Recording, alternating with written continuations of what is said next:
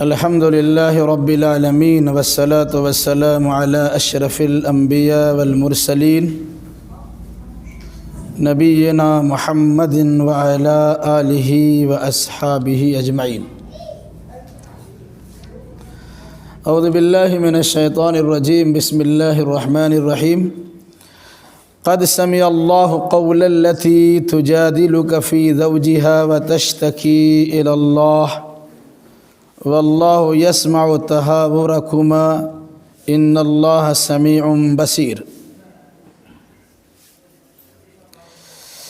الذین یظاہرون منکم من نسائہم ما ہن امہاتہم ان امہاتہم الا اللائی ولدنہم وانہم لیقولون منکرا من القول وزورا وان اللہ لعفو غفور۔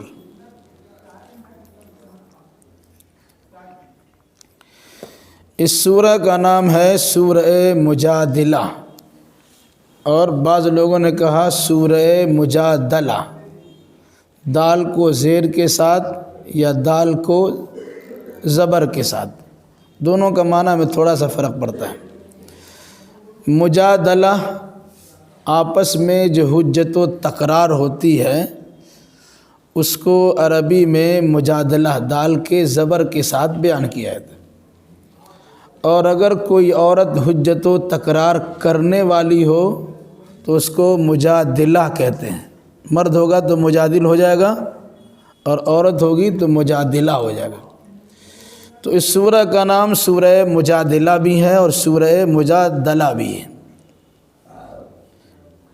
اس سورہ کا سورہ مجادلہ یا مجادلہ نام رکھنے کی وجہ یہ ہے کہ اس سورہ میں ایک خاتون نے اللہ کے نبی صلی اللہ علیہ وسلم سے کچھ حجت و تکرار کی ہے ایک مسئلے میں۔ اس مناسبت سے اس سورہ کا نام ہی اللہ نے سورہ مجادلہ یا سورہ مجادلہ رکھا دیا، اور اللہ کے نبی صلی اللہ علیہ وسلم نے اس کی تحریر فرما دی۔ مضمون سے اندازہ ہوتا ہے کہ سورہ کا نزول غزوہ بنو قریظہ کے بعد ہے، یعنی سن 5 ہجری اور سن 6 ہجری کے درمیان میں۔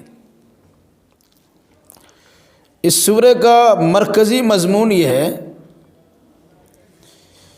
کہ جب تک اللہ کی جانب سے کوئی فیصلہ نہیں ہوتا، اپنی جانب سے نبی کو بھی فیصلہ سنانے کا حق نہیں ہے۔ اور آگے پھر اسی قسم کی بات آئی ہے کہ اللہ کے رسول کی نافرمانی سے بچا جائے اور آپ کے خلاف سرگوشی کرنے سے بھی کنارہ کشی اختیار کی جائے۔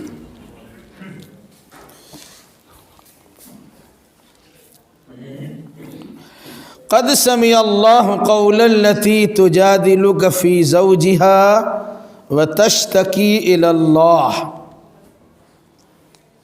اللہ نے سن لیا اس عورت کی بات جو عورت آپ سے اپنے شوہر کے بارے میں جھگڑ رہی ہے یا جھگڑ رہی تھی۔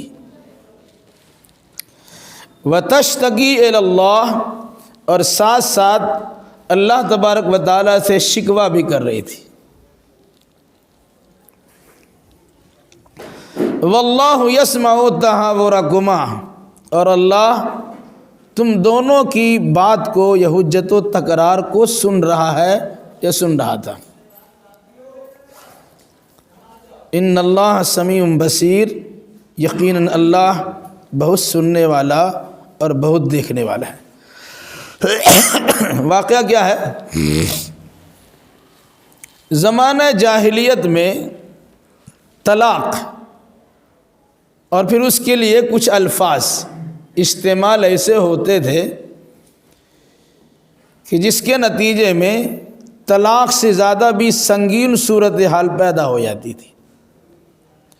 طلاق ہونے کے بعد تو رجوع کیا جا سکتا تھا، چاہے بار بار طلاق دے دیں، جس کو بعد میں شریعت نے 3 طلاق میں حد بندی کر دی، جب چاہا طلاق دے دیا، جب چاہا رکھ لیا، جب چاہا طلاق دیا، جب چاہا رکھ لیا۔ تو طلاق یعنی بیوی کو اپنے سے جدا کرنے کا ایک طریقہ تھا، لیکن اس کی کوئی حد بندی نہیں تھی، تو اسلام نے حد بندی کر دی۔ یہ موقع تمہارے پاس صرف 2 مرتبہ ہے جس کے بعد تم رجوع کر سکتے ہو، لیکن تیسری بار اگر تم نے طلاق دیا پھر رجوع کرنے کا کوئی حق نہیں، الا یہ کہ شرعی حلالہ کی کیفیت پیدا ہو۔ اس کے بالمقابل بیوی کو اپنے سے الگ کرنے کا ایک طریقہ تھا جس کو زہار بولتے ہیں۔ زہار زہر سے بنا ہے، زہر جانور کے پیٹھ کو کہتے ہیں جس پر سواری کی جاتی ہے۔ اس زمانے میں طریقہ یہ تھا کہ جس کو اپنی بیوی کو اپنی زوجیت سے خارج کرنا ہوتا تھا تو وہ کہہ دیا کرتا انت علیہ کظہر امی، تم میرے اوپر اسی طرح ہو جس طرح میری ماں کی پیٹھ، مراد جس طرح میری ماں میرے لیے حرام ہے اس طرح تم مجھ پر حرام ہو گئی۔ طلاق سے رشتہ ناطہ ٹوٹ جاتا ہے، 2 مرتبہ میں رجوع کرنے کا اختیار رہتا، 3 مرتبہ میں اختیار نہیں رہتا۔ لیکن اس کا معاملہ یہ تھا اگر کسی نے بیوی سے کہہ دیا کہ تم میرے لیے ویسے ہی ہو جیسے میری ماں کی پیٹھ، یا جس طرح میری ماں مجھ پر حرام ہے اس طرح مجھ پر حرام، تو یہ مستقل حرام ہو جایا کرتی تھی۔ یہ زمانہ جاہلیت کا ایک رسم تھا۔ اسلام نے بہت سارے رسموں کو توڑ دیا جس میں انسانیت پہ ظلم دکھتا تھا، اللہ تبارک و تعالیٰ نے اسلام کے ذریعے سے اس ظالمانہ قوانین کو ختم کروا دیا۔ معاملہ کیا ہوا تھا؟ ایک بار ایک خاتون جن کا نام تھا خولہ بنت ثعلبہ، خولہ بنت ثعلبہ، ان کے شوہر کا نام تھا اوس بن صامت۔ اوس بن صامت بوڑھے ہو گئے تھے۔ عام طور سے بڑھاپے میں انسان چڑچڑا ہو جاتا ہے، تو اس نے اس چڑچڑا پن کے نتیجے میں ایک مرتبہ اپنی بیوی سے کہہ دیا انت علیہ کظہر امی، تم میرے لیے ویسی ہو اس طرح میری ماں ہے۔ اس بولنے کے نتیجے میں وہ تو حرام ہو گئی۔ اب اس عورت کو فکر دامن گیر ہوئی کہ ہم بھی عمر کے ایک بڑے حصے کو پہنچ چکے ہیں، شوہر بھی میرا بوڑھاپا سے 2-4 ہیں، چھوٹے چھوٹے میرے بچے بھی ہیں، تو ہمارا معاملہ کیا ہوگا؟ تو اس نے یہ سوچا کہ اللہ کے نبی صلی اللہ علیہ وسلم کی مجلس میں جاتے ہیں، آپ سے درخواست کرتے ہیں، اللہ کو راستہ نکالے گا، اللہ کے نبی کو راستہ بتا دیں گے۔ تو اللہ کے نبی صلی اللہ علیہ وسلم کی خدمت میں حاضر ہوئی اور کہا میرے ساتھ ایسا ایسا ہو گیا ہے، میں بھی بوڑھاپے کو پہنچ چکی ہوں، میرا شوہر بھی بوڑھا ہو چکا ہے، میرے بچے بھی ہیں، اب اخیر عمر میں طلاق کا مسئلہ ہمارے سامنے پیش آیا، یعنی چھوڑنے چھاڑنے کا مسئلہ پیش آ گیا، اب کیسے ہم لوگ رہیں گے؟ ہم بھی پریشان ہیں، میرا شوہر بھی پریشان ہے۔ تو اللہ کے نبی صلی اللہ علیہ وسلم نے کہا میں اس میں کیا کر سکتا ہوں، میرے سامنے کوئی ابھی حکم نہیں آیا ہے۔ وہ بار بار اصرار کرنے لگی، بار بار گریہ وزاری کرنے لگی، بار بار آپ سے مطالبہ کرنے لگی تھی۔ اس بار بار کے عمل کو قرآن نے مجادلہ سے تعبیر کر دیا، اس طرح کوئی اچھا کرتا ہے آپ کو تو ایسا کرنا ہی پڑے گا، کوئی راستہ ہمارے لیے نکال ہی دیجیے۔ اس طرح کی بات مستقل اور اللہ کے نبی فرماتے ہیں، ایک کبھی بعض روایت میں ہے کہ تمہارا معاملہ تو ختم ہو گیا، ہم کچھ نہیں کر سکتے، بعض میں ہے کہ ٹھیک ہے توقف کرتے ہیں، اللہ کی طرف سے وہی آئے گا تو دیکھا جائے گا، ہمارے اختیار میں تو کچھ نہیں ہے۔ اس عمل کو قرآن نے تجادلک، وہ لڑکی وہ عورت آپ سے جھگڑ رہی ہے، یعنی اپنے مسئلے کے دریافت کرنے میں آپ سے اصرار کر رہی ہے اور ایک طریقے سے الجھنے کی کیفیت پیدا ہو رہی ہے، لیکن آپ ان کی بات سن نہیں پا رہے کیونکہ آپ اس کا جواب نہیں دے سکتے۔ جواب اس لیے نہیں دے سکتے ہیں کہ نبی اپنی جانب سے کچھ بولتے ہی نہیں ہے. وما ينطق عن الهوى ان هو الا وحی یوحى، یہ اپنی خواہشات سے مسئلہ بتاتے نہیں، کچھ بولتے ہیں تو اللہ کے وحی کا انتظار کرنے کے بعد ہی بولتے ہیں. ایک جانب اللہ کے نبی صلی اللہ علیہ وسلم سے وہ خاتون مسئلہ دریافت کر رہی ہے اور بڑی اصرار کے ساتھ دریافت کر رہی ہے، اور جب اللہ کے نبی صلی اللہ علیہ وسلم کی طرف کا جواب کچھ نہیں مل رہا ہے تو وہ عورت پھر اللہ تبارک و تعالیٰ سے رشتہ بھی جوڑ رہی ہے اور اللہ سے فریاد بھی کر رہی ہے، اللہ سے شکوہ کر رہی ہے، شکایت کر رہی ہے، الہی ہمارے حال پر رحم فرما. اس طرح کے جو جملے ہو سکتے ہیں پریشانی میں، کس طرح تذکرہ تو نہیں کیا قرآن کا کہ قد سمع اللہ قول التی تجادلک فی زوجها، اللہ نے اس عورت کی بات کو سن لیا جو اپنے شوہر کے بارے میں آپ سے جھگڑ رہی تھی یا بحث و تکرار کر رہی تھی، اور ساتھ ساتھ فرمایا وتشتکی الی اللہ، اور اللہ سے شکوہ بھی کر رہی تھی. اس کے بعد قرآن کیا کہتا ہے واللہ یسمع تحاورکما، اللہ تم دونوں کے گفتگو کو سن رہا ہے. وہ عورت کیا کہہ رہی ہے اور اللہ کے نبی اس کو کیا جواب دے رہے ہیں، دونوں کی جو بات ہو رہی ہے اللہ تبارک و تعالیٰ سن رہا ہے. اللہ بہت سننے والا اور بہت دیکھنے والا ہے. یہاں عقیدہ بھی ہے اور عمل کا تذکرہ بھی ہے. عقیدہ، اللہ عرش معلیٰ پر موجود ہے، اللہ عرش عظیم پہ بیٹھا ہوا ہے جو اپنے شان کے لائق ہے، لیکن ساری کائنات کی حرکتوں کو اللہ تبارک و تعالیٰ دیکھ بھی رہا ہے اور سن بھی رہا ہے. ایک وقت میں دنیا کی ساری مخلوق اللہ تبارک و تعالیٰ سے کچھ التجا کرے، وہ ساری مخلوق کی بات کو بیک وقت وہ سنتا ہے. ہمارا معاملہ کیا ہے، دو آدمی بات کریں ایک کو خاموش کرو کیے رس کی سن لیتے ہیں. اللہ کا معاملہ ہے انسانی نہیں، دنیا کی ساری مخلوق اللہ تبارک و تعالیٰ کو پکارے تو اللہ ایسا سننے والا ہے کہ سب کی بات کو بے وقت سنتا ہے. ہمارا معاملہ ہے کہ ہم سامنے دیکھتے ہیں کچھ آگے دکھتا ہے، پیچھے کا پتہ ہی نہیں چلتا ہے. تو اللہ تبارک و تعالیٰ عرش معلیٰ میں موجود ساری کائنات کو دیکھتا ہے، وہ چاہے آسمان کے اوپر ہو، چاہے نیچے ہو، یا زمین کی سطح میں ہو، یا سرنگ میں ہو، یا پانی کے اندر ہو، کہیں بھی ہو، یکساں سب چیز اللہ تبارک و تعالیٰ کے سامنے ہے اور سب کو دیکھتا ہے. تو عقیدہ یہ رکھنا ہے کہ اللہ عرش پر ہے اور ہمہ وقت ہر چیز کو دیکھتا بھی ہے اور ہر بات اور دعا کو سنتا بھی ہے. ایک بات یاد رکھنی چاہیے کہ جب دنیاوی اعتبار سے مسائل حل نہ ہو، مخلوق انسان کی ضرورت پوری نہ کر سکتا ہو، تو انسان کو چاہیے کہ فریاد اللہ تبارک و تعالیٰ ہی سے کرے. اس خاتون نے اپنے مسئلے کو حل کرانے کے لیے زمانے کے قاضی کے پاس گئے، قاضی القضات کے پاس گئے، انبیاء و مرسلین کے سردار کے پاس گئے. فیصلہ تو وہی کر سکتے تھے، لیکن دیکھا کہ وہاں سے فیصلہ کچھ نہیں مل رہا ہے تو اب جائے کہاں، اللہ تبارک و تعالیٰ کو پکارا. مطلب کیا ہوا، ایک معمولی عورت بھی اللہ تبارک و تعالیٰ کو آواز دے تو اللہ اس کی فریاد کو بھی سن سکتا ہے اور اس کے مسائل کو بھی حل کر سکتا ہے. اگر ہم غور کریں تو ہم بندوں سے کچھ کہہ ہی سکتے ہیں، ان سے مسئلہ دریافت کر ہی سکتے ہیں، سارے مسائل کا حل سب کے پاس ہو ایسا ممکن ہی نہیں ہے. جب تک اللہ کے نبی صلی اللہ علیہ وسلم کو اللہ نے نہیں بتلایا تب تک آپ بتا نہیں پا رہے. اس کا مطلب کیا ہوا کہ نبی بھی اللہ کی جانب سے آنے والی وحی کے محتاج ہے، بغیر اس کے بول ہی نہیں سکتے. ایک طرف تو عقیدہ یہ ہوا رسول اکرم صلی اللہ علیہ وسلم متعلق کہ آپ کچھ نہیں بولتے ہیں، اللہ کے فیصلے کا انتظار کرتے ہیں.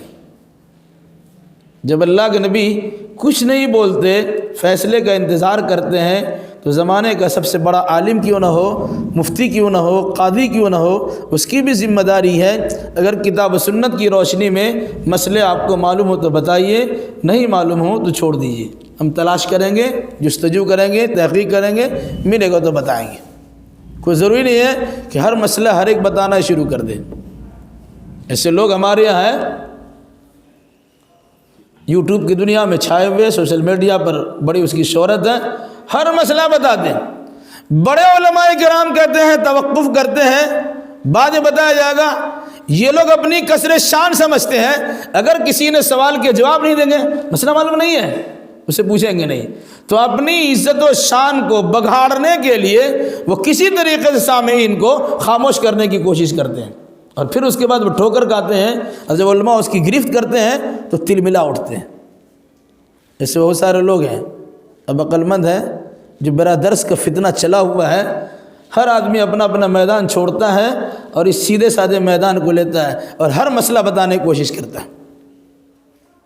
جہاں تک کہ مسئلہ یہ تو بتا دیا کہ اگر کوئی آدمی پریشان حال ہے، اس کی پریشانی کو دور کرنے کے لیے آپ کو روزہ چھوڑنا پڑے تو روزہ چھوڑ دیجیے، یہ مسئلہ ہے۔ بھائی کہاں سے آپ نے فتویٰ لایا؟ اگر کوئی کہا کسی کو بھوک برداشت نہیں ہوتا ہے تو روزہ چھوڑ دے، پھر کھاتا ہی نہیں، پھر روزہ کوئی رکھے گا ہی نہیں۔ بہرحال اس قسم کے باتیں ہیں، تو کوئی ضروری کہ جس سے آپ سوال کرتے ہیں ان کو سارا مسئلہ معلوم ہے۔ امام مالک رحمۃ اللہ علیہ کے بارے میں بہت مشہور ہے، ان کے پاس لوگ ہیں پوچھنے کے لیے، کہا لا ادری، کسی نے پوچھا لا ادری، پھر کسی نے پوچھا لا ادری، میں نہیں جانتا ہوں، میں نہیں جانتا ہوں۔ میں نہیں جانتا یہ کہہ دینے میں انسان کی بڑائی ہے، اور اگر کوئی انسان میں نہیں جانتا جاننے کے بعد نہیں جاننے کے باوجود مسئلہ اپنی طرف سے بتا دیتا ہے تو تباہی ہے۔ تو بڑے علماء کا معاملہ کیا ہے؟ وہ سوچتے ہیں، سمجھتے ہیں، مسئلہ معلوم ہے تو بتاتے ہیں، اور نہیں معلوم ہوا تو خاموشی اختیار کرتے ہیں، یہ پھر موقع لیتے ہیں، اور اگر کچھ ہوتا بھی تو کہتے ہیں ھذا ما عندی، یہ میرے پاس ہے، یہ میرے علم کے مطابق ہے، میں اپنے علم کے مطابق بتاتا ہوں۔ بڑے اہل علم سے بھی رابطہ کیا جا سکتا ہے، اور عوام الناس سے کیا؟ کسی حدیث میں یہ نہیں ہے۔ آپ لوگوں سے پوچھ بھی جائے کسی حدیث میں تو نہیں ہے، بھائی ساری حدیث آپ نے پڑھ لیا ہے، کتنی حدیثیں آپ نے پڑھی ہے، ایک دو مسئلہ آپ نے جانا کیا نہیں کہ بیان کرنا کسی حدیث میں نہیں ہے۔ علماء محدثین اور علماء مجتہدین کہتے ہیں کہ میرے علم میں نہیں ہے۔ کتنا فرق ہے بھائی، حدیث تو سمندر ہے، سارے مسائل سب کو معلوم، کوئی ضروری بھی نہیں ہے، تو کہا میرے علم میں نہیں ہے۔ اور ایسا ہو سکتا ہے کہ ابوبکر صدیق سے بھول ہو جائے، عمر فاروق سے بھول ہو جائے، عثمان غنی سے بھول ہو جائے، حضرت علی مرتضیٰ سے بھول ہو جائے، اصحاب عشرہ مبشرہ سے بھول ہو جائے، دیگر صحابہ سے بھول ہو جائے، ان سے بھول ہو سکتی ہے، لیکن آج کے دور کے علماء سے اور آج کے دور کے مبلغین سے بھول نہیں ہو سکتی۔ یہ مزاج بنا ہوا ہے۔ اس لیے میرے بھائیوں، اگر کوئی مسئلہ آپ سے پوچھا جائے معلوم نہ ہو تو قرآن کی آیت کی روشنی میں اللہ کے نبی صلی اللہ علیہ وسلم کا طریقہ بنانا چاہیے۔ بعض میں ہے کہ توقف آپ نے کیا، اور بعض میں یہ ہے کہ چونکہ اس سماج میں یہ چل رہا تھا کہ لوگ زہار کو طلاق سے بھی زیادہ شدید عمل سمجھتے تھے، تو آپ کے پاس ابھی کوئی خبر نہیں آئی تھی تو آپ نے کہا ہمارا معاملہ تو ختم ہے۔ لیکن اکثر علماء نے کہا کہ اللہ کے نبی صلی اللہ علیہ وسلم نے توقف کیا، ٹھیک ہے ہم انتظار کرتے ہیں اللہ کے وحی کا، پھر اللہ نے وحی نازل کی۔ ایک بات ہوئی کہ نبی کو بھی اپنی جانب سے مسئلہ بتانے کا اختیار نہیں ہے۔ جب اللہ مسئلہ دیتا ہے، اس کی سجھاؤ رکھتا ہے، اس کی تفصیل بتلاتا ہے، تب اللہ کے نبی صلی اللہ علیہ وسلم بھی اپنی امت کے سامنے مسائل کی وضاحت کرتے ہیں۔ ایک منٹ، دوسری بات، اگر آپ نے مسئلہ دریافت کیا اور اپنے حق میں مسئلہ بتانا چاہ رہے ہیں تو آپ کی چاہے عورت ہو چاہے مرد، اس کی ذمہ داری بنتی ہے کہ اللہ تبارک و تعالیٰ سے خصوصی دعا بھی کرے تاکہ اسے صحیح مسئلہ بتایا جائے، ورنہ غلط مسئلہ اگر بتایا جائے اس کی زندگی بھی اجیرن ہو سکتی ہے۔ جیسے 3 طلاق کا فتویٰ دیا جاتا ہے، حلالہ تک کرا دیا جاتا ہے، اور بعد میں زندگی بھر دونوں روتے رہتے ہیں اپنی اس غلط روش کی بنیاد پر۔ یہ در حقیقت یا تو سودے بازی ہے، یا دنیا داری ہے، یا علم کے نہ ہونے کے نتیجے میں یہ پریشانی ہے۔ فرمایا اللہ نے اس عورت کی بات کو سن لیا جو عورت آپ سے اپنے شوہر کے بارے میں جھگڑ رہی تھی، اور ساتھ ساتھ اللہ تبارک و تعالیٰ سے شکوہ بھی کر رہی تھی، دعا مناجات فریاد بھی کر رہی تھی۔ ایک بات یاد رکھیے، مسجد نبوی میں ایک عورت اللہ کے نبی صلی اللہ علیہ وسلم کے سامنے آ کر دریافت کرتی ہے، وہاں سے مسئلے کا حل نہیں ملتا ہے تو ساتوں آسمان کی بلندی پہ بیٹھے ہوئے اللہ تبارک و تعالیٰ سے لو لگاتی ہے۔ اس زمانے میں تو کوئی عامی عورت نہ تھی، بہت بڑی عورت تو نہیں تھی، بڑی عالمہ اور فاضلہ بھی نہیں تھی، بڑی شہرت یافتہ اور بڑے اونچے خاندان اور شرافت والی تو نہیں تھی، ایک عام عورت تھی۔ اللہ کے نبی صلی اللہ علیہ وسلم سے مسئلہ پوچھ بھی رہی ہے اور ساتھ ساتھ اللہ تبارک و تعالیٰ سے کہہ بھی رہی ہے۔ اس ایک عام عورت کی بات کو اللہ نے سنا اور اس کی فریاد کو قبول کیا، اس کی دعا کو قبول کیا اور اس کے مسئلے کو حل فرمایا۔ کیا اللہ ہمارے مسئلے آج حل نہیں کرا سکتے ہیں؟ ہم اللہ کو چھوڑ کر غیر اللہ کے در کے خاک چھانتے اور اس کے پیچھے جا کر کے لو لگاتے اور سوچتے ہیں یہ سب ہمارا کام کر دے گا۔ بے اللہ تبارک و تعالیٰ پاور لیس ہو گیا، نعوذ باللہ۔ وَتَشْتَكِي إِلَى اللَّهِ، اس عورت کی بات کو اللہ سن رہا ہے جو عورت آپ سے جھگڑ رہی تھی، اور ساتھ ساتھ اللہ تبارک و تعالیٰ سے شکوہ گلہ فریاد کر رہی تھی۔ کیا تھا وہ؟ وَاللَّهُ يَسْمَعُ تَحَاوُرَكُمَا، اور اللہ تم دونوں کی گفتگو کو سن رہا تھا۔ گفتگو ایک خاتون اللہ کے نبی سے پوچھ رہی ہے اور اللہ کے نبی صلی اللہ علیہ وسلم اسے بتا رہے ہیں۔ خاتون ذرا ضد کر رہی ہے، کوئی مسئلہ نکال دیجئے، ہوتا ہے جس کو پریشانی ہوتی ہے۔ آج بھی ہم لوگوں کے پاس لوگ پہنچتے ہیں، طلاق تو دیا، دن دنا کر کے 3 طلاق دے دیا اور مسئلہ نکالنے کے لائے، تو مسئلہ کہاں سے نکالیں گے؟ تیسری طلاق آپ نے 3 بار میں تیسرے طلاق دیا، اب تو مسئلہ تو ہے ہی نہیں، پھر وہی حلالہ کا راستہ ہے۔ لیکن یہاں مسئلہ کڑا ہو گیا کہ اور چلے گئے، حلالہ بھی کرا دیا، موج و مستی بھی کرا لی، بیوی لے کر بیٹھے ہیں، وہ حرامہ ہے، ڈرامہ ہے، حلالہ تو نہیں ہے۔ ان اللہ سمیع بصیر، بے شک اللہ بہت سننے والا اور بہت دیکھنے والا ہے۔ یعنی گفتگو ہو رہی ہے، سن بھی رہا ہے، اور جو کیفیت اس عورت کے اللہ کے نبی صلی اللہ علیہ وسلم سے بات کرنے کی اصرار کی کیفیت میں تھی، اللہ تبارک و تعالیٰ اسے دیکھ بھی رہا ہے۔ اب اس کے بعد چونکہ اللہ تبارک و تعالیٰ نے اس منظر کو دیکھا، اس کی فریاد کو سنا، اس مسئلے کی وضاحت کر دی۔ وضاحت کیا ہے؟ آگے الذین یظاہرون منکم من نسائہم ما ہن امہاتہم ان امہاتہم الا اللائی ولدنہم وانہم لیقولون منکرا من القول وزورا وان اللہ لعفو غفور۔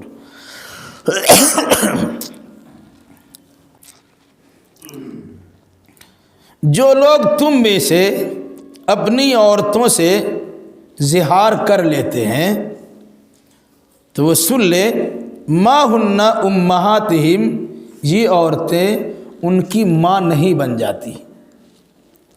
ان امہاتہم الا اللائی ولدنہم، ان کی مائیں تو وہی عورتیں ہیں جنہوں نے ان کو جنم دیا ہے۔ وَإِنَّهُمْ لَيَقُولُونَ مُنْكَرًا مِنَ الْقَوْلِ وَزُورًا، اور یقیناً یہ لوگ جو بولتے ہیں نہایت ہی ناپسندیدہ بات اور جھوٹ بات بول رہے ہیں۔ سب سے پہلے زہار سے متعلق جو زمانہ جاہلیت کا رسم چلا آ رہا تھا اس کی قرآن نے تردید کر دی۔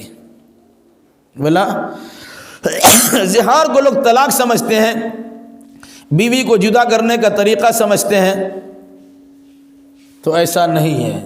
یہ زمانہ جاہلیت کا رسم تھا، اس کا کوئی اعتبار نہیں ہے۔ زہار کرنے سے یا کوئی عورت، کوئی شوہر اپنی بیوی کو یہ کہہ دے تو میری ماں کی طرح ہے، تو اس طرح کہنے سے وہ عورت اس کی ماں نہیں بن جاتی، چونکہ ماں کے ساتھ صحبت کرنا، میاں بیوی کے تعلقات کرنا جائز نہیں ہے۔ اسی طریقے سے جب ہم نے ان کے ماں بنا لیا تو مطلب کیا ہوا؟ اب بیوی ہماری بیوی نہیں رہی، وہ ماں بن گئی۔ جب ماں بن گئی تو اب ان کے ساتھ صحبت نہیں کر سکتے، ہم بستری نہیں کر سکتے، مجامعت نہیں کر سکتے۔ تو شریعت نے کہا ایسا کچھ نہیں ہے۔ ہاں ایک جرم ہے، تم نے جو جملہ کہا ہے ناپسندیدہ جملہ ہے، منکرم من القول، بڑا ناپسندیدہ جملہ ہے، کہ زمانہ جاہلیت میں اس سے رشتہ ناطہ ٹوٹ جاتا تھا، عورت کے جذبات کو کھیل بھی لیا جاتا، میں زندگی بھر ان کے ساتھ رہا، موج و مستی بھی کر لیا، اور اخیر میں کچھ نہیں کرنا تھا تو اظہار کر لیا، تو پریشانی اس کی بھی ہوئی۔ اور اگر ویسے ہی بول دیا تب بھی مردوں کی پریشانی، بچوں کی پریشانی، بیوی کی پریشانی۔ تو کسی کو پریشانی میں ڈالنا منکرم من القول بڑی ناپسندیدہ بات ہے۔ وزورا جھوٹ بات ہے. جھوٹ کیسے ہے؟ ماں تو وہی ہوتی ہے جو جنتی ہے، جو درد ذہ کی تکلیف کو برداشت کرتی ہے، وہی ماں ہوتی ہے. یا پھر وہ ماں بنتی ہے جس نے اپنے سینے سے کسی کو دودھ پلا دیا تو رضائی ماں بنتی ہے، باقی دوسرے تو ماں نہیں ہے. تو جس نے بیوی کو ماں کہہ دیا، اس سے بڑا جھوٹ اور کیا ہو سکتا ہے؟ تو بیوی کو ماں کہنے سے بیوی ماں نہیں بن جاتی، لیکن جس نے ایسا کیا ہے، ایک بڑی نہایت ہی ناپسندیدہ بات کی ہے، اس کو اس کی سزا ملنی چاہیے. آگے اس کی وضاحت آئے گی. کیا فرمایا؟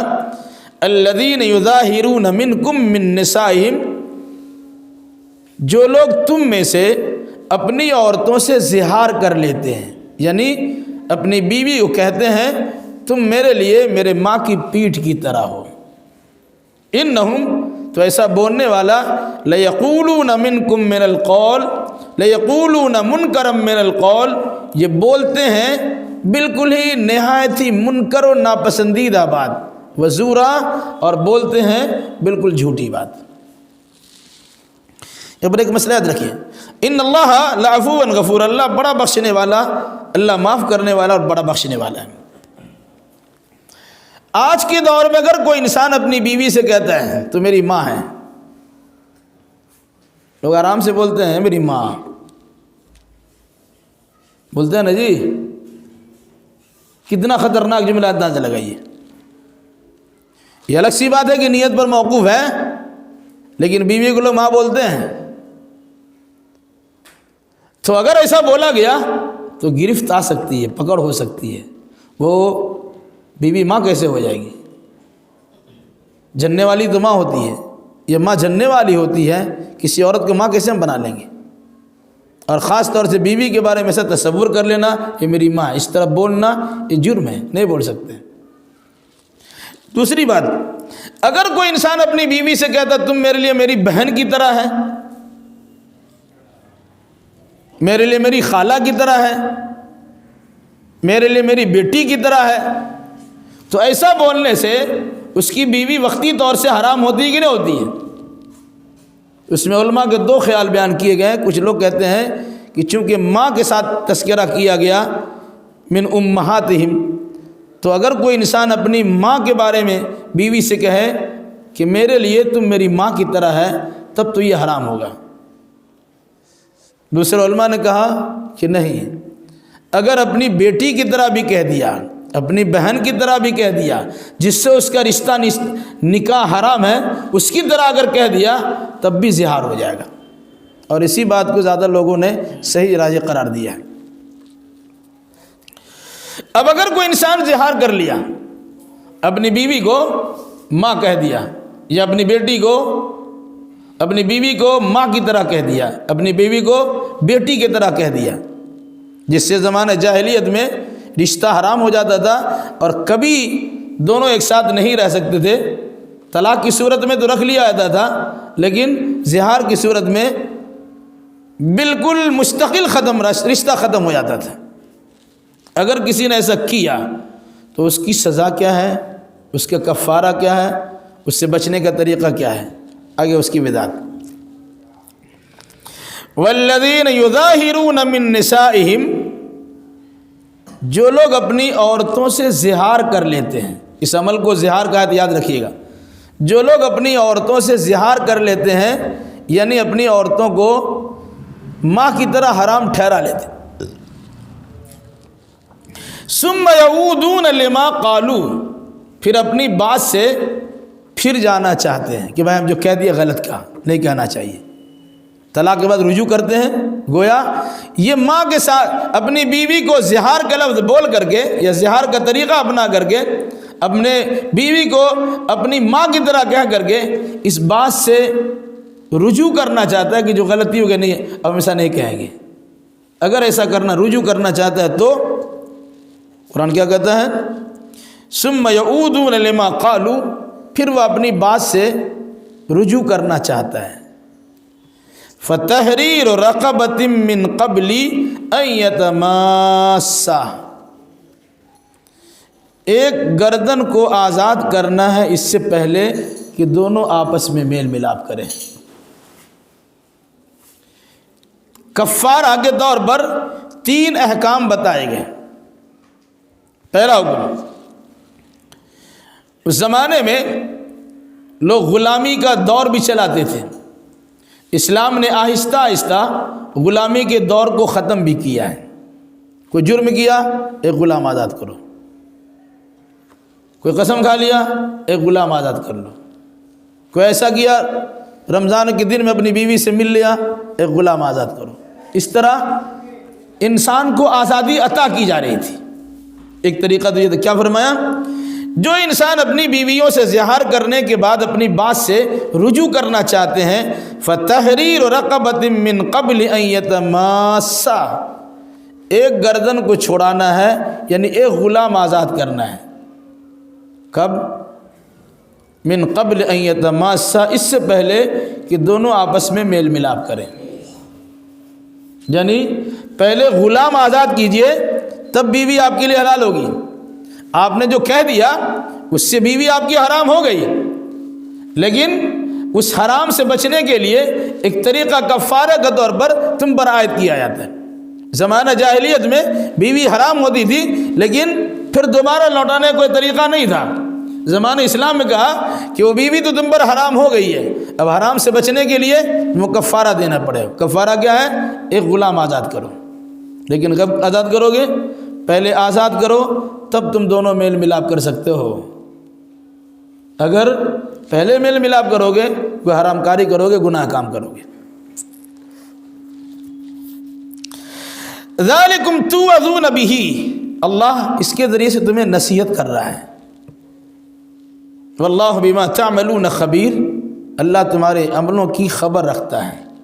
مطلب کیا ہوا کہ اللہ مہربان ہے، تمہارے حرکات و سکنات کو دیکھ رہا ہے، تمہارے جذبات کو جان بھی رہا ہے، تمہاری حرکتوں پہ کڑی نگاہ رکھے ہوا بھی ہے، تمہیں نصیحت کرتا ہے کہ ایسا مت کرو۔ اگر تم نے کر لیا ہے تو اس طرح سے کفارہ دو، تمہارا مسئلہ حل کر دیا جاتا ہے۔ تم بار بار ایسی حرکت کرو گے تمہیں بار بار کفارہ دینا پڑے گا، تمہیں نصیحت کی جاتی ہے ایسا مت کرو۔ اللہ تمہارے سارے عملوں کی خبر رکھتا ہے، ایسا نہیں ہے کہ چھپ چھپا کچھ کر لیا، کون جانتا ہے۔ آج بہت سارے گھروں کے بارے میں یہ معلوم ہے 50 بار اپنی بیوی کو طلاق دے دیا اور سماج میں کسی کو پتہ نہ چلے، دونوں ایک ساتھ رہتے ہیں۔ یہ عجیب بات آپ کو لگتی ہوگی، 50 بار طلاق دیا ہے۔ بس طلاق کی حد بندی شریعت نے کر دی 3 بار، اس کے بعد کوئی سوال ہی پیدا نہیں ہوتا ہے۔ جب بات بات میں طلاق دے دیا، بات بات میں طلاق دے دیا، اور اس کے بعد پتہ نہیں چلا کسی کو، خاموشی سے رہ بھی رہے ہیں۔ تم اللہ تبارک و تعالیٰ سے کیا چھپاؤ گے؟ عوام الناس کے سامنے اپنے آپ کو شریف بنا کے بیٹھے ہو، ہم دونوں میاں بیوی کے تعلقات، لیکن دونوں کے میاں بیوی کے تعلقات جائز نہیں ہیں آپ کے۔ ایسے کیس ہمارے پاس بہت سارے آئے ہیں، ہے گھر میں پڑے ہوئے لوگ۔ جب طلاق ہو گئی وہ آپ کے گھر میں رہ نہیں سکتی، اب اس کو اپنے گھر میں نہیں رکھ سکتے ہیں، اس کا رشتہ ناطہ ختم ہوا، الگ کیجئے۔ اگر ساتھ رہتے ہیں تب بھی غلط، میل ملاپ کرتے ہیں تب بھی غلط، صرف آپ کے گھر ہی میں رہتے تب بھی غلط۔ وہ کس بنیاد پر آپ کے گھر میں رہتی ہے؟ غیر محرم گھر میں آپ کی کیوں رہے گی؟ بہرحال تو کہا واللہ بما تعملون خبیر، اللہ تمہارے عملوں کی خبر رکھ رہا ہے۔ کوئی بھی عمل انسان کرتا ہے انسان سے چھپا لیتا ہے، لیکن اللہ تبارک و تعالیٰ بے خبر نہیں ہے، جاندہ ہوتا ہے۔ پہلا کفارہ۔ دوسرا، فَمَن لَّمْ يَجِدْ فَصِيَامُ شَهْرَيْنِ مُتَتَابِعَيْنِ مِن قَبْلِ أَن يَتَمَاسَّا، جو آدمی ایک غلام آزاد کرنے کی سخت نہیں رکھتا ہے، وہ سب کے پاس نہیں ہے، ایک آدمی کو خرید کے غلام ہے، اس کا خرید قیمت دے دے اور آزاد کر دے، اب تو غلامی نہیں ہے، تو اس کے مطابق ابھی اس پر عمل ہوگا۔ اگر کسی نے کر لیا تو کیا ہے؟ جو انسان غلام آزاد کرنے کی سکت نہیں پاتا، اپنے اندر صلاحیت نہیں پاتا، جب غلام آزاد نہیں کر پاتا، تو فَصِيَامُ شَهْرَيْنِ مُتَتَابِعَيْنِ مِن قَبْلِ أَن يَتَمَاسَّا، دونوں آپس میں ملیں اس سے پہلے 2 مہینے کا لگاتار روزہ رکھیے۔ سزا کتنی سخت ہے؟ 2 مہینہ لگاتار روزہ رکھنا ہوگا۔ عذر شرعی اگر پیدا ہو جائے تو الگ سی بات ہے، جان بوجھ کے ایک روزہ چھوڑ دیا پھر وہیں سے گنتی ہوگی، پہلے ختم۔ آپ نے 55 کے قریب روزہ رکھ لیا، 2 مہینہ سے 2 دن پہلے روزہ آپ نے چھوڑ دیا، اب جب کفارہ ادا کرنا چاہیں گے پھر سے 2 مہینہ رکھیے۔ کیا فرمایا؟ من قبل ان یتماسا، چھونے سے پہلے، مباشرت کرنے سے پہلے، ایک ساتھ رہنے سے پہلے 2 مہینے کا لگاتار روزہ رکھیے۔ ہاں کوئی آدمی بیمار پڑ گیا تو ایک عذر شرعی ہے، ایسا بیمار نہیں جو رمضان سے پہلے آدمی عام طور سے کرتا ہے، ڈاکٹر سے رابطہ کیا، کچھ دوا کی پوٹ لے لی اور محلہ میں لیے گھومتے پھرتا، ہم تو بیمار ہے، ڈاکٹر نے دوا کھانے کو کہا ہے۔ یہ عوام کو سمجھا لیجیے گا، اللہ کو تھوڑے سمجھائیے گا۔ تو عذر شرعی واقعی کوئی انسان بیمار پڑ گیا، اب روزہ رکھ نہیں سکتا، اس کو دوا کھانا ہی کھانا ہے، تو وہ عذر شرعی کی بنیاد پر اس کی گنتی وہاں تک رکی رہے گی، جب ٹھیک ہوگا فوراً رکھے گا۔ کیا فرمایا؟ جو انسان غلام آزاد کرنے کی طاقت نہیں پاتا ہے، فصیام شہرین متتابعین، اس کے ذمے مسلسل لگاتار 2 مہینے روزہ رکھنے ہوں گے، چاہے دونوں مہینہ 29 کا ہو جائے، چاہے ایک 29 کا ایک 30 کا ہو جائے، چاہے دونوں مہینہ 30 کا ہو جائے، اس کا خیال رکھنا پڑے گا، گنتی سے رکھنا نہیں ہے، 2 مہینے کا روزہ رکھنا ہے 29-30 کا خیال کرتے ہوئے۔ کب رکھنا ہے؟ من قبل ان یتماسا، میل ملاپ کرنے سے پہلے، یعنی پہلے غلام آزاد کیجئے تب بیوی آپ کے لیے حلال ہوگی، پہلے 2 مہینے کا روزہ رکھیے تب بیوی آپ کی حلال ہوگی۔ اگر کوئی آدمی 2 مہینے کا روزہ نہیں رکھ سکتا تو فرمایا فَمَن لَّمْ يَسْتَطِعْ فَإِطْعَامُ 60 مسکینا، جو آدمی 2 مہینے کا روزہ نہ رکھ سکے تو 60 مسکین کو کھانا کھلانا ہے، ایک نہیں 60 مسکین کو کھانا کھلانے سے وہ کفارہ ہوگا۔ لیکن اس میں یہ شرط نہیں لگائی کہ پہلے 7 مسکین کو کھانا کھلاؤ تب تمہاری بیوی حلال ہوگی، 2 چیز میں شرط ہے، غلام آزاد کرنے کی بات ہو پہلے غلام آزاد کیجئے تب بیوی حلال ہوگی، روزہ رکھنے کی بات ہو پہلے 2 مہینے کا روزہ رکھیے تب بیوی حلال ہوگی۔ رہا معاملہ اور ہلکا کر دیا گیا کہ 60 مسکین کو کھانا کھلانا ہے، کھانا کھلانا شروع کر دیا، 2 مسکین کھانا کھلائے، اب چاہے تو ایک دن 60 مسکین کھانا کھلا دیجیے، چاہے ایک کر کے 60 دن میں 60 مسکین کھانا کھلائیے، وہ آپ کے اختیار میں۔ کھانا کھلانے سے مراد جو آپ کھاتے ہیں من اوسط ما تطعمون اہلیکم، جو آپ خود کھاتے ہیں اپنے گھر والوں کو کھلاتے ہیں اوسط درجے کا، وہی کھانا اس کو کھلا دیجیے۔ بعض لوگوں نے کہا اگر کھانا نہیں کھلا سکتے ہیں تو 1.25 کلو غلہ دے دیجیے، آدھا سا غلہ دے دیجیے، اب جب غلہ دیں گے اس کے ساتھ آپ کو سالن بھی دینا ہوگا، جیسے رمضان کی فدیہ کے بارے میں مفسرین نے بیان کیا ہے۔ کیا فرمایا؟ جو انسان 2 مہینے کا لگاتار روزہ نہیں رکھ سکتا ہے تو فَإِطْعَامُ 60 مسکینا، وہ 60 مسکین کو کھانا کھلا دے۔ یہ کفارہ قرآن نے زہار کے بارے میں بتایا ہے، اور یہی کفارہ اللہ کے نبی صلی اللہ علیہ وسلم نے اس مرد و عورت کے بارے میں بتایا جو رمضان کے دن میں اپنے اہلیہ سے ہم بستر ہو جاتے ہیں۔ دن میں، رمضان کے دن میں روزہ کی حالت میں اگر کوئی انسان بے برداشت ہوا اور اپنی شریک حیات اپنی بیوی سے مل لیتا ہے، مباشرت کر لیتا ہے، ہم بستری کر لیتا ہے، تو اس کے ذمے بھی یہی سزا ہے، یعنی ایک غلام آزاد کیجئے یا 2 مہینے کا روزہ رکھیے یا 60 مسکین کو کھانا کھلائیے۔ بہت سے لوگوں کے بارے میں سنا گیا، خبریں ملتی ہے، مسائل دریافت کیے جاتے ہیں، لوگ اس سلسلے میں بھی کچھ کرتے ہیں تو دیکھا جائے گا۔ عورتوں کی طرف سے شکایت آتی ہے کہ میرے شوہر آپ کے نماز تک پڑھتا ہے پھر بھی یہ صورتحال ہے جذباتی؟ بھائی اللہ تبارک و تعالیٰ نے پرہیز کرنے کا حکم دیا ہے اور آپ دن میں سب کام کر لیتے ہیں تو سزا بھی لیجیے۔ اگر یہاں بچ نکلیے گا اللہ کی پکڑ سے کہاں بچیے گا؟ اس مناسبت سے مسئلے بھی دریافت کرنے چاہیے، مسئلے بھی معلوم رکھنے چاہیے۔ کسی بھی عمل کو صحیح کرنے کے لیے آپ صحیح عقیدہ صحیح عمل سیکھتے ہیں نماز کے مسائل سیکھتے ہیں تو روزہ کے مسائل بھی سیکھیے، زکوٰۃ کے مسائل بھی سیکھیے، حج کے مسائل بھی سیکھیے، توحید کے احکام مسائل بھی سیکھیے۔ سب کا سیکھنا ضروری ہے، بغیر اسے سیکھے آپ کچھ نہیں کر سکتے۔ بہرحال فرمایا ذَلِكَ لِتُؤْمِنُوا بِاللَّهِ وَرَسُولِهِ، یہ اس لیے تاکہ تم اللہ اور اس کے رسول پر ایمان لاؤ۔ یہ حکم تمہیں دیا گیا ہے، ایمان رکھتے ہو، اپنے ایمان کی تجدید کرو، اور جو کفارہ تمہارے ذمہ لگایا گیا اسے ادا کرنے کی کوشش کرو۔ وَتِلْكَ حُدُودُ اللَّهِ، یہ اللہ کی حد ہے۔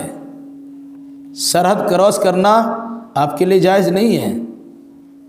بارڈر کراس کریں گے اب مجرم گردانے جائیں گے، یہ مسئلہ اللہ نے بتا دیا، یہ حد کی طرح اسے ماننا ہوگا، اب اس سے آگے ہم جا ہی نہیں سکتے۔ وَلِلْكَافِرِينَ عَذَابٌ أَلِيمٌ، اور کافروں کے لیے دردناک عذاب ہے۔ جو انسان اللہ اس کے رسول کی بات کو بلا چون و چرا تسلیم کر لیتا ہے وہ تو ایماندار ہوتا ہے، اور جو انسان اللہ کی باتوں کو بطور خاص جسے اللہ نے حدود کی شکل میں بیان کیا ہے اس کے ماننے میں اگر مگر چونکہ لیکن کرتا ہے وہ کفر کے دلدل میں پھنس جاتا۔ اور فرمایا وَلِلْكَافِرِينَ عَذَابٌ أَلِيمٌ، یاد رکھو کافروں کے لیے دردناک عذاب ہے۔ ان الذين يحادون الله ورسوله كبتوا كما كبت الذين من قبلهم وقد انزلنا آيات بينات وللكافرين عذاب مهين۔ یہاں پر بات ختم ہو گئی زہار سے متعلق۔ زہار آپ کو سمجھ میں آیا؟ اگر کسی نے اپنی بیوی سے یہ کہا تم میری ماں کی طرح ہے، یعنی جس طرح میری ماں ہم پر حرام تم بھی حرام، تم میری بیٹی کی طرح ہے جس طرح بیٹی حرام تم بھی حرام، میری بہن کی طرح ہے اس طرح بہن حرام تم بھی حرام، اس طرح کوئی جملہ کہتا ہے چاہے پیٹھ کا لفظ بولے یا نہ بولے، میرے ماں کی پیٹھ کی طرح ہے کہ میرے ماں کی پیٹ کی طرح ہے، یعنی ان چیزوں کا ظاہر ہونا جائز نہیں ہے۔ ماں کا پیٹھ کوئی انسان دیکھتا نہیں ہے، بہن کی پیٹھ نہیں دیکھتا ہے، بیٹی کی پیٹھ نہیں دیکھ سکتا، چھوٹا الگ سی بات، جب بڑی ہو جاتی ہے پردہ کرنا ضروری ہوتا ہے، تو جو چیزیں پردہ کے لائق ہے اس کا اظہار نہیں کیا سکتا۔ اگر کوئی انسان ایسا کر لیا تو اسی میں زہار کی بات ہوتی۔ کسی نے کہا تم میرے ماں کی پیٹھ کی طرح ہو، تم میرے بہن کی پیٹھ کی طرح ہو، تم میری بیٹی کی پیٹھ کی طرح ہو، مراد اس زمانے میں اسے زہار کے طور پہ کہہ کے اسے حرام سمجھتے ہوئے رشتہ توڑ لیا جاتا تھا۔ آج بھی اگر کوئی انسان کہے گا تو رشتہ تو ٹوٹ جائے گا، لیکن زمانہ جاہلیت میں رشتہ ٹوٹتا تھا تو جٹتا نہیں تھا۔ اسلام میں رشتہ ٹوٹنے کے بعد کہاں وقتی طور سے ٹوٹے گا، تم کفارہ ادا کر دو گے تمہارا رشتہ جڑ جائے گا۔ ان الذین یحادون اللہ ورسولہ، جو انسان اللہ اور اس کے رسول سے لڑتا ہے جھگڑتا ہے، کبتو انہیں ذلیل کر دیا جائے گا، کما کبت الذین من قبلہم جس طرح ان لوگوں کو ذلیل کر دیا گیا جو اس سے پہلے لوگ گزر چکے ہیں۔ وقد انزلنا آیات بینات، اور یقیناً ہم نے واضح نشانیاں واضح آیتیں نازل کر دی ہے۔ وللکافرین عذاب مہین، اور کافروں کے لیے تو رسوا کن عذاب ہے۔ مراد اللہ اس کے رسول کی مخالفت کا انجام سوائے ذلت و خواری کے کچھ نہیں ہے۔ جن کفار و مشرکین نے اللہ کے نبی صلی اللہ علیہ وسلم کی مخالفت کی، جنگ بدر کا معاملہ پیش آیا، وہ رسوائی سے دو چار ہوئے، بڑے بڑے سردار 70 سردار ان کے تہ تیگ کر دیے گئے، مار دیے گئے۔ وہ ذلت و خواری کی ایک شکل تھی۔ پتہ لگتا ہے انسان کو ہم تو دندناتے پھر رہے ہیں، لیکن یاد رکھیے جب اللہ تبارک و تعالیٰ کی گرفت میں آتا ہے تو انسان اپنے سزا، اپنے بدعمالیوں کی سزا کاٹتا ہے۔ یہ الگ سی بات ہے اسے سمجھ میں نہیں آتا یا بطور خاص اس پر دھیان نہیں دیتا، ورنہ کبھی کبھی اللہ تبارک و تعالیٰ دنیا ہی میں دکھا دیتا ہے، اور ہم نے بہت سارے لوگوں کو دیکھا ہے کہ وہ اس عذاب سے دو چار ہیں۔ اگر کسی نے کسی کی شان میں گستاخیاں کی ہے اور بے عزتی کی ہے، اس کی عزت کو نیلام کیا ہے، ہم نے اسے تڑپتے ہوئے دیکھا ہے۔ انسان کو سمجھ میں نہیں آتا، لیکن ہے حقیقت حال۔ جب اللہ تبارک و تعالیٰ پکڑنا چاہتا ہے اسے احساس ہونا الگ سی بات، وہ اللہ کی گرفت میں چلا آتا ہے۔ کہا جو لوگ اللہ اس کے رسول کی مخالفت کرتے ہیں وہ اسی طرح ذلیل کی جائیں گے جس طرح ان سے پہلے کے لوگوں کو ذلیل کیا گیا تھا۔ اس ذلت و خواری سے نکلنا چاہتے ہو، انزلنا آیات بینات، ہم نے تمہارے سامنے واضح آیتیں نازل کر دی ہیں، اس کے مطابق عقیدہ عمل بجا لاؤ، ذلت و خواری سے بچ جاؤ گے۔ اور اگر ایسا نہیں کرو گے وَلِلْكَافِرِينَ عَذَابٌ مُّهِينٌ، تو سن لو کافروں کے لیے رسوا کن، ذلیل کر دینے والا عذاب ہے، ذلت آمیز عذاب ہے۔ یوم یبعثہم اللہ جمیعا فینبئہم بما عملوا احصاہ اللہ ونسوہ واللہ علی کل شیء شہید، جس دن اللہ ان تمام کو اٹھائے گا اور اپنی بارگاہ میں جمع کرے گا، فینبئہم بما عملوا، پھر اللہ ان کو ان کے عملوں کی پتہ بتا دے گا، خبر دے گا تم نے فلاں فلاں کام کیا تھا نا۔ قرآن کہتا ہے احصاہ اللہ ونسوہ، اللہ اسے گن گن کے رکھے ہوئے ہے، حالانکہ برا کرنے والا بھول چکا ہے۔ ہم غلطی کرتے ہیں، بھول جاتے ہیں، لیکن اللہ کے ہاں پورا نوشتہ لکھا ہوا ضبط تحریر میں لایا ہوا ہے۔ کیا فرمایا؟ اللہ انہیں بتا دے گا ان کے عملوں کے بارے میں، احصاہ اللہ، اللہ نے ان عمل کو گن گن کے رکھا ہے، جمع کر کے رکھا ہے، احصا کر کے رکھا ہے، اپنے ہاتھے میں رکھا ہے۔ ونسوہ، حالانکہ لوگوں کا حال یہ ہے کہ لوگ گناہ کر کے اسے بھلا چکا ہے۔ تو سنو، واللہ علی کل شیء شہید، اللہ ہر چیز پر شاہد و نگہبان ہے۔ مطلب کوئی انسان کوئی گناہ کرتا ہے، انسان سے چھپا سکتے ہیں آپ، اللہ تبارک و تعالیٰ سے چھپا نہیں سکتے۔ آدمی نے آپ کے خلاف گواہی دی،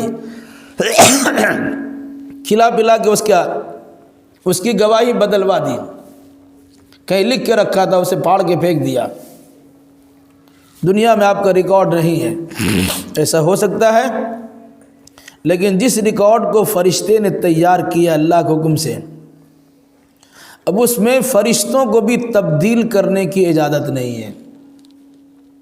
جس نے لکھ دیا وہ لکھا گیا، وہ فرشتے بھی اپنے سے نہیں بدل سکتے۔ تو بولیں تو ایسا ہوگا نہیں، اگر بدلنا بھی چاہے تو بدلا نہیں جا سکتا۔ تو اللہ اس کی نگہبانی کر رہا ہے، اللہ کی نگاہ میں ساری چیزیں۔ اس مناسبت سے کہا واللہ علی کل شیء شہید، اللہ ہر چیز پر گواہ ہے، ہر چیز پر شاہد ہے، ہر چیز پہ نگہبان ہے۔ اس لیے چھوٹا عمل ہو یا بڑا عمل ہو، جسے گناہ کہا جاتا، اس سے ہمیں بچنا چاہیے۔ یہ نہیں سمجھنا چاہیے کہ ہم انسان سے بچ گئے تو بچ گئے، اللہ تبارک و تعالیٰ سے آپ بچ نہیں سکیں گے۔ کوئی دیکھے یا نہ دیکھے، اللہ تبارک و تعالیٰ کے کیمرے سے ہم باہر نہیں جا سکتے۔ اللہ ہمیں اور آپ کو اور جملہ مسلمانوں کو حقیقت حال سمجھنے سمجھانے اور اسی مناسبت سے عقیدہ اعمال بجا لانے کی توفیق مرحمت فرمائے، آمین۔ اللہ الصمد۔